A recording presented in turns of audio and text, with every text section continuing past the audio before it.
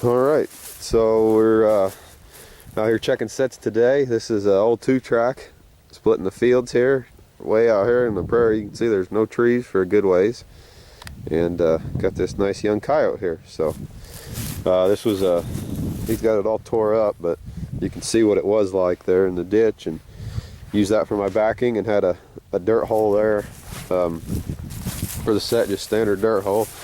You can see he's caught there above the pad. It's a Duke number 4. So anyway, our kind of ugly Illinois coyotes, but a coyote nonetheless. So we'll get this guy taken care of and reset, and hopefully we'll have some more. This is the first set that we come to on this little string of the line. So hopefully we'll have some more. All right, so there's the finished set. Nothing fancy. You know, you still got your catch circle. You just deal with that. Pull up a bunch of this grass and still make a good dirt hole presentation. You're setting on sun anyway. These coyotes are coming down this 2-track, so just bait down the hole this time. You don't really need no lure or urine because there's plenty of it there. So just bait and collect the critters as they come again. All right, so here's today's catch. Had 7 coons. All right, so checking sets in a thunderstorm today. It's like 54 degrees right now, and the low tomorrow night is 12. So we're gonna have a big drastic temperature change. They're saying we're gonna get 1.5 to 2 inches of rain in between that time frame. So checking sets today, everything was put in with wax dirt. All the remakes are definitely getting wax dirt. But anyway, we're here. I call this like a 4 corners area. It's a split in a field road, and you set them up, and you're gonna eventually catch coyotes. But of course, this dude here will ruin a perfectly good coyote set every time. Now you can get away with setting, you know, high pan tensions, and I do. I run, you know, about 3.5 pounds of pan tension on my coyote sets. And it keeps a lot of the smaller critters out of there. If I know I'm in an area where there's coons too, I'll set some DPs off to the side, or some you know, some pocket sets or smaller dirt holes, or just to keep the smaller critters out. But whenever you get possums like this, I mean, this dude here is probably 16, 18 pounds. It don't matter. 3 pounds of pan tension, he's still gonna trip it. So anyway, like I said, you can see here, I'm just kind of panning the area. Just a private field road, and I've got 5 sets out here. This is another one of these sets here. This one will produce. This is one of those train wreck sets or messy sets. I really like these sets. Big eye appeal, but anyway. Got a step down dirt hole just over there, right there. Got a standard dirt hole right there. That was kind of a step down trench set kind of set, and then I've got a flat set right there. So lots of sets in an area that you know the critters are going to go through. It's muddy. It's going to get muddy right now, and then you'll be able to see if they move in the next day or two. But whenever I set this up, it was just full of coyote tracks. You can see there's a couple nice ones right there. So anyway, sets like that right there, those will be a very good producing set.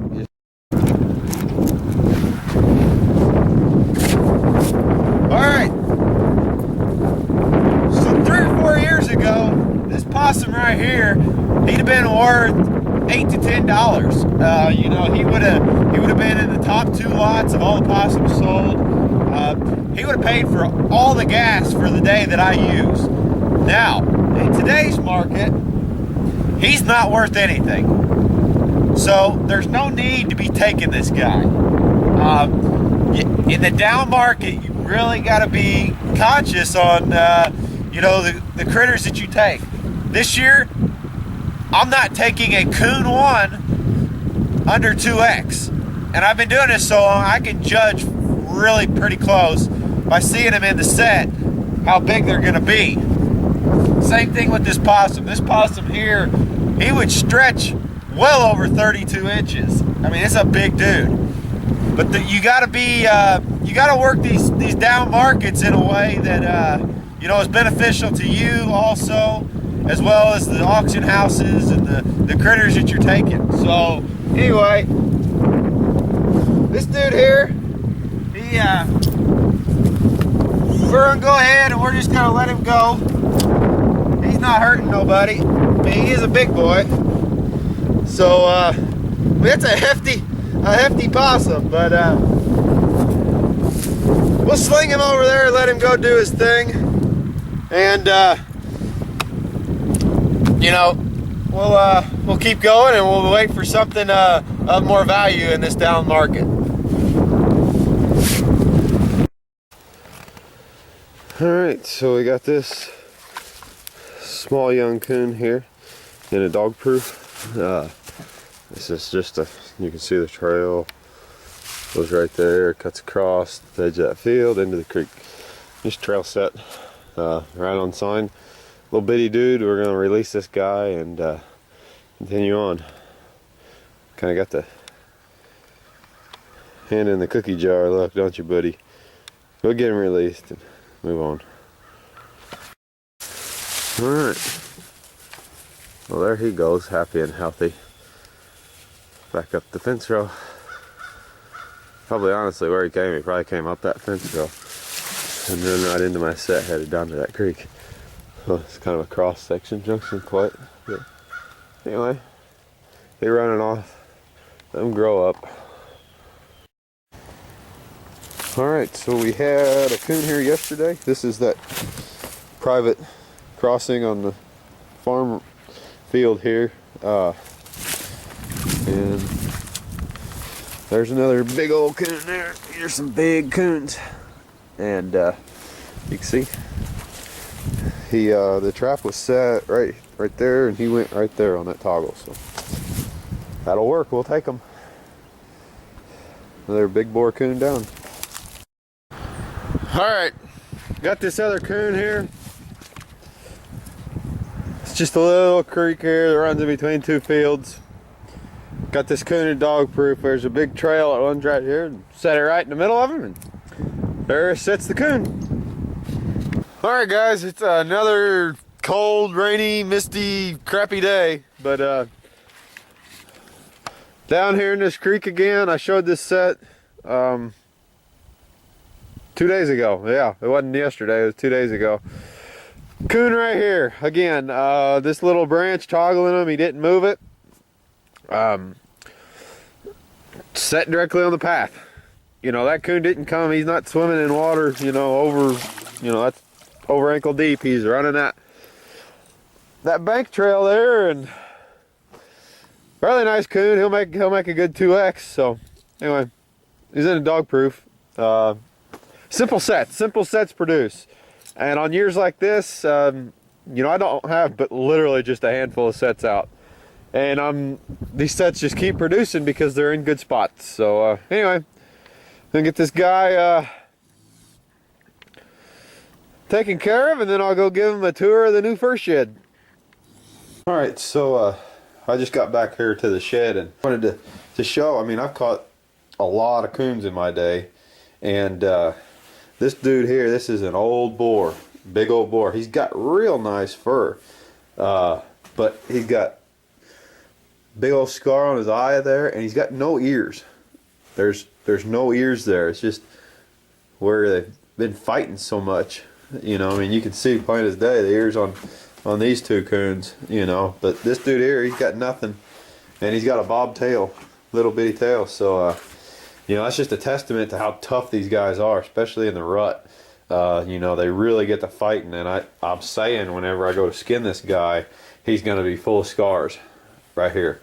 So, you know, whenever you see that stuff, especially on these big boars, you need to be careful whenever you're flushing them, because you don't want to pop them scars open. But anyway, I just thought that was interesting. You know, I've caught some three-legged ones, you know, and some that you can tell have been hit by vehicles, you know, and survived. But this dude here with no ears and a bob tail, he was the he was the big bull of his group, I imagine. So anyway, I thought that was pretty cool. I'll share that with you. Nice healthy coons though. Big coons, catching them out in the prairie. So you get big coons out there. They're well fed. But anyway. Alright guys, checking sets here again.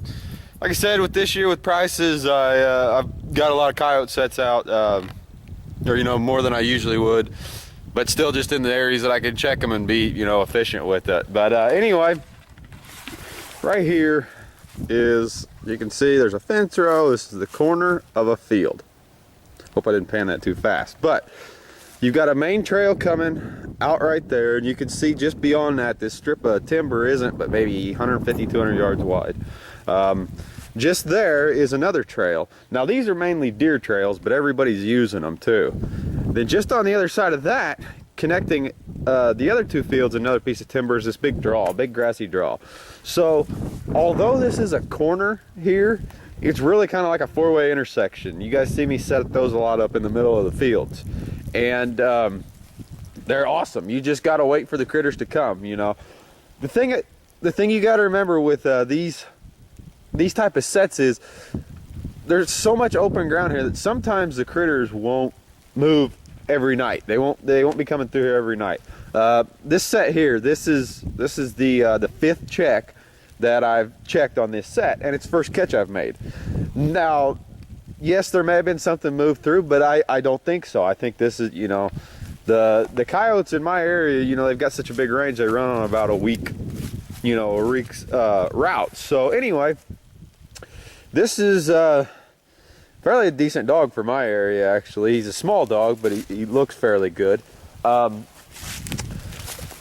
Had a double set, of course. You know, here's the other set. There's a leaf there in the way. We had some real high winds, but that's a step down dirt hole.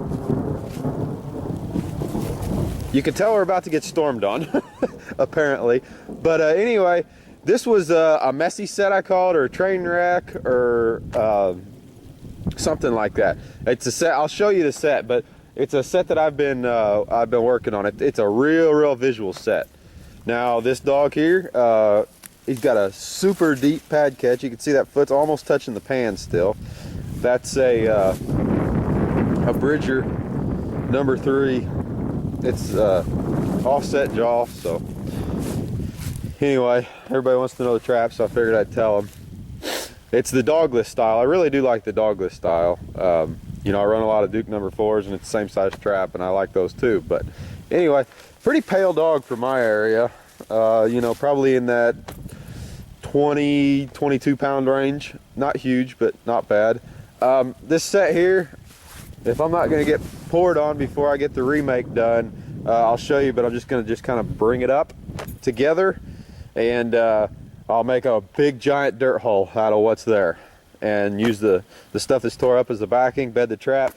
There's a fresh set right there, you know, 12 feet away, so that's good. This set here will probably make the next catch. A lot of people really don't utilize remakes, in my opinion. You know, they'll pull a set, put a fresh trap. There's no need to put a fresh trap there. Everything smells the same. You're not going to have any benefit by putting a fresh trap because it all smells the same.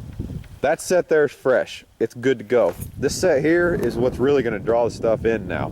And like I said, more than likely, this set here will make the next catch before this one, just because of the appeal now that this set has. So anyway, nice looking dog. We'll get this guy taken care of. That's good. You know, deer killer, rabbit killer, you know, so it's good to get these guys out even in a down market. So we'll get this remake, and then we'll move on. All right, so I'm gonna make this quick because it's raining pretty good now. But here's the remake.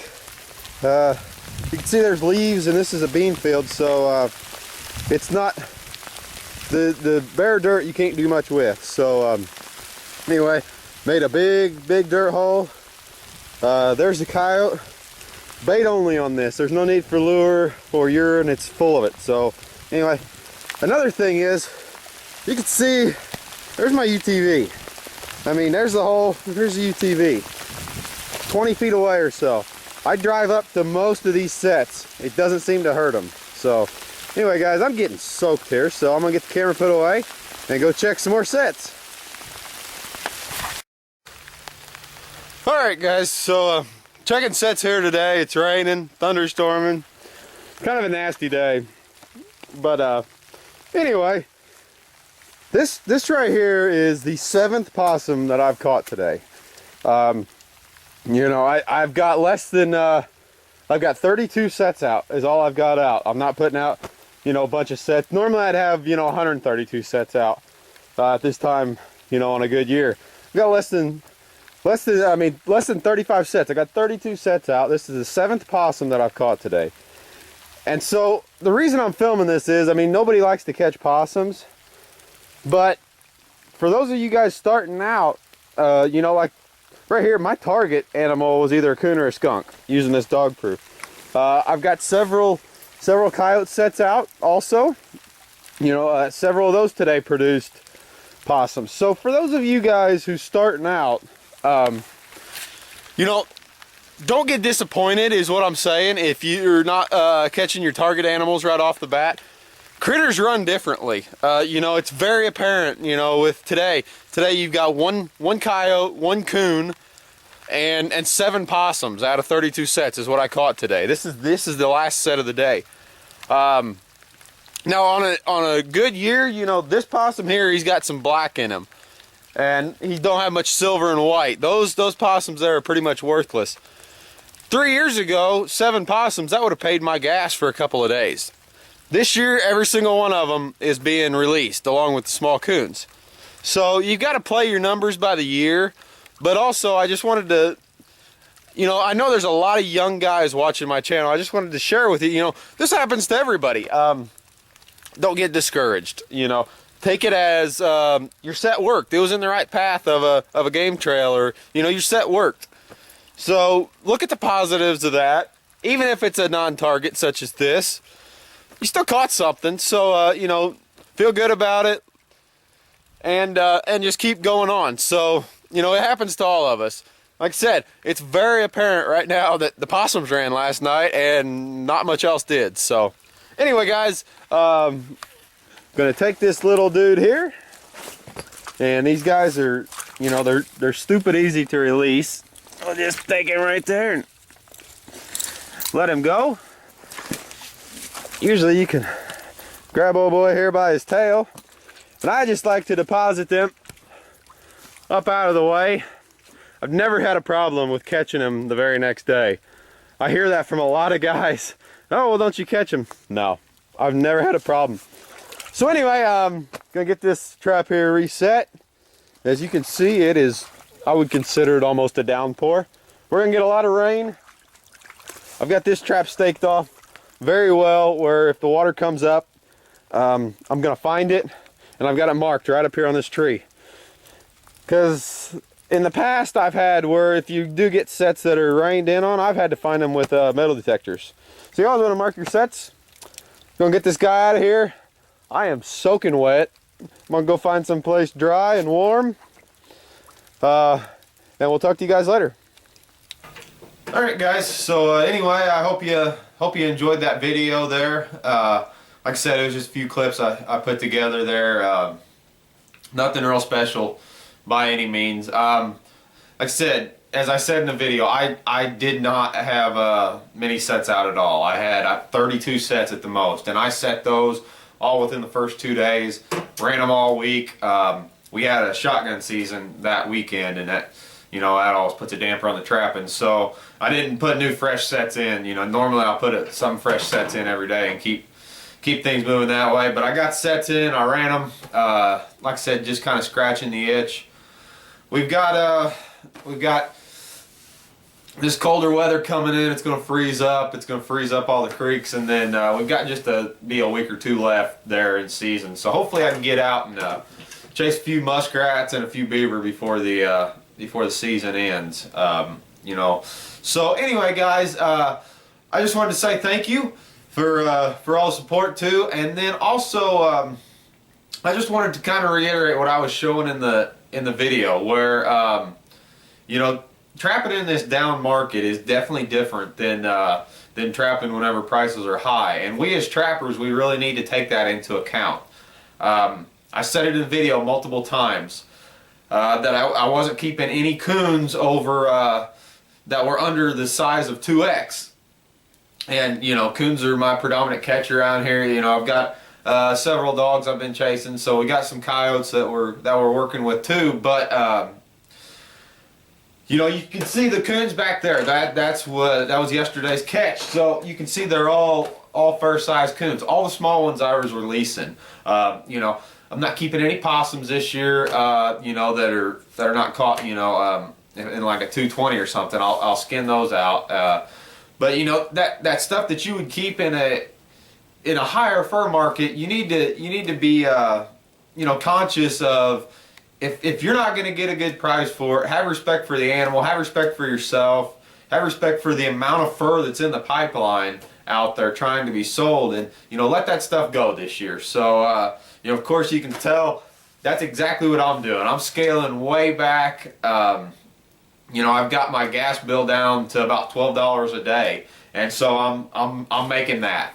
But you know, I'm not going to lose money trapping. That's not what I'm in it for, you know. So anyway, I just hope that brought a little insight to you guys out there. You know, keep the good stuff, let the other stuff go. You know, enjoy the trapping season, but just be conscious about it. And finally, I just wanted to say I'm going to start a new series. I've kind of done a little few videos in the past. It's going to be called Trapping Tips and Tricks. These videos here are going to be shorter videos. I can upload them, you know, basically whenever I feel like that something comes across my mind. Whether it be, you know, an item that helps me on the trap line, or, you know, I get a lot of questions. I really get a lot of questions. And, you know, it's hard to answer the questions, and I think maybe more than one person might, you know, enjoy an answer. So some of these videos are just going to be me sitting here talking to you guys. That's just going to be, you know, this is my views on this subject, this is my views on that, how to be better, more proficient at such things. So anyway, be looking for the trapping tips and tricks. Like I said, they're going to be shorter videos, they're going to be on one specific topic, and hopefully they'll turn out fairly good and hopefully be very informative. That's really the whole point, is to you know, get some information out there that I'm not able to stick in these type of videos, but still be able to get the information out to you guys.